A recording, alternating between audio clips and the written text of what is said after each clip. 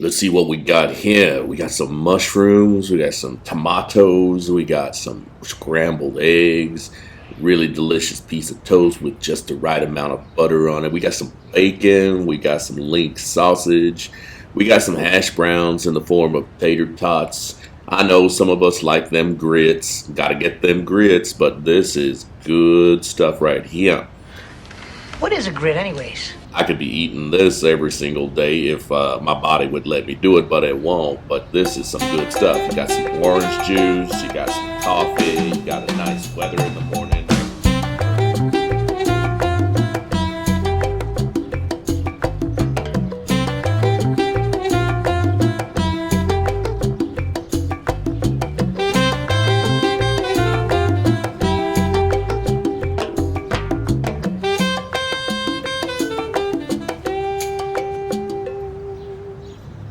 My friends, today I'm going to take you downtown to get some Western breakfast. I would call it a UK breakfast or an English breakfast, but it's not exactly an English breakfast. I'm not really sure what category it's in. If somebody wants to enlighten me, go ahead and add that in the comments.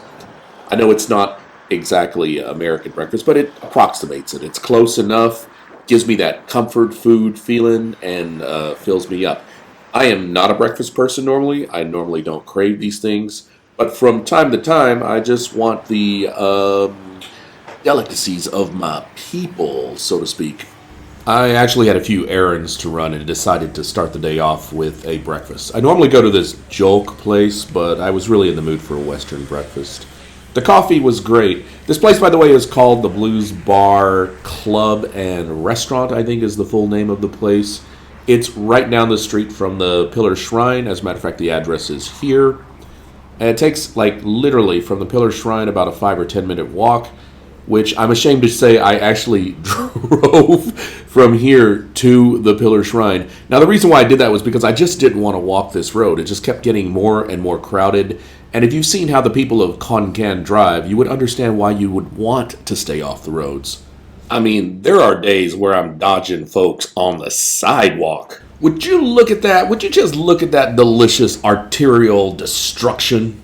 Located on the western entrance to the Innovation Center, the Adlib Hotel, the Pullman Hotel area, and also a host of bars and nightclubs and restaurants that cater to Western people. It's just a friendly kind of area. Reminds me a lot of like Hua Hin or less seedy parts of Nana. It's got that friendly neighborhood vibe. I get why Westerners like to congregate around each other. We all share at least common second language, but it's a place that I generally would avoid normally unless I'm in the mood for Western food. But again, there's a thriving expat community here, so I would get why they would congregate in this area to get to know each other and just, shoot the stuff.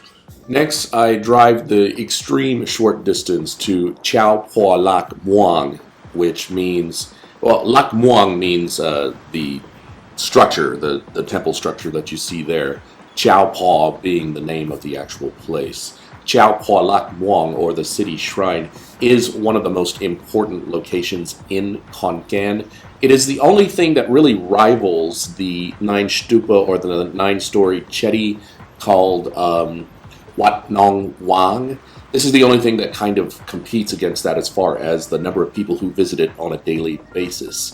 People come here all the time to make merit and to wish and get good luck.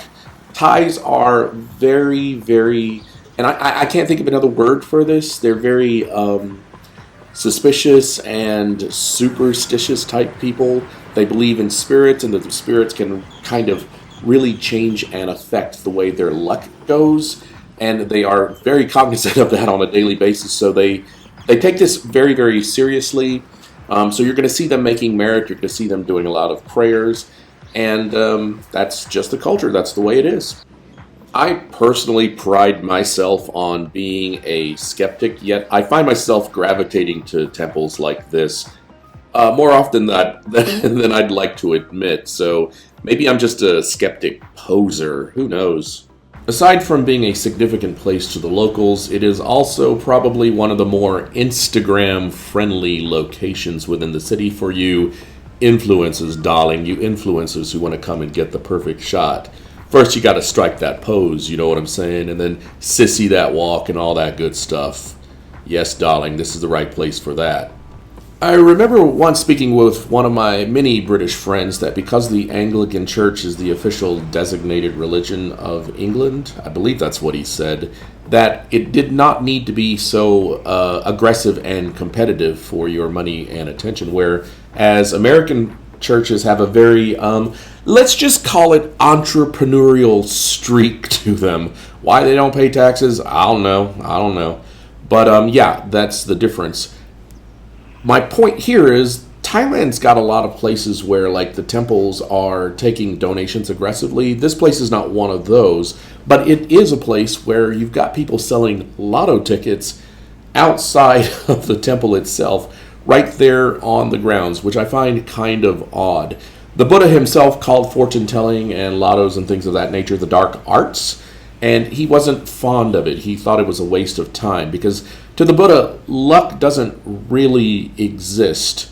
What is happening is the manifestation of previously built upon karma. So you work for what you get what you paid for, that kind of thing.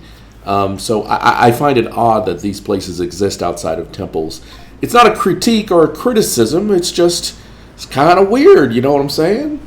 I do understand the merit making because merit making is actually an active form of accumulating good karma, so that part is logical to me. It's the wish sticks that sometimes you see and also the lotto tickets.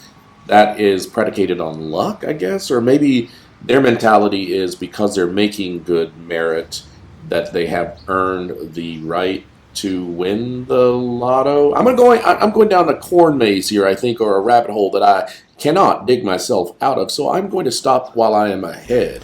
The Pillar Shrine does have some parking right beside the actual shrine location itself. The parking is covered by a canvas tent type of thing. It's limited. I mean, I've been there where there was nothing available as far as places to park your car. But today, because I was there relatively early-ish in the beginning, there was plenty of parking. Now, come Songkran, when this place becomes kind of like party central, you're going to need to park a little bit further away and walk, but it's not that bad. The grounds are beautiful, as you can see here. So mesmerizing and relaxing that I think I spent like 2 hours here before I finally decided it was time to go get some coffee. Now, I was able to do that because mornings in Khon Kaen, even during the blazing hottest summer days, are relatively mild and nice. So I walked down the street to Rak An Cafe once it got just too hot to be sitting outside and treated myself to some delicious coffee and this nice little, I think they call it Japanese style blueberry cheesecake. Whatever it was really good. Nice and tangy, not overly sweet. Judge me all you want. I don't care. I'm in the land of smiles and I am grinning from ear to ear.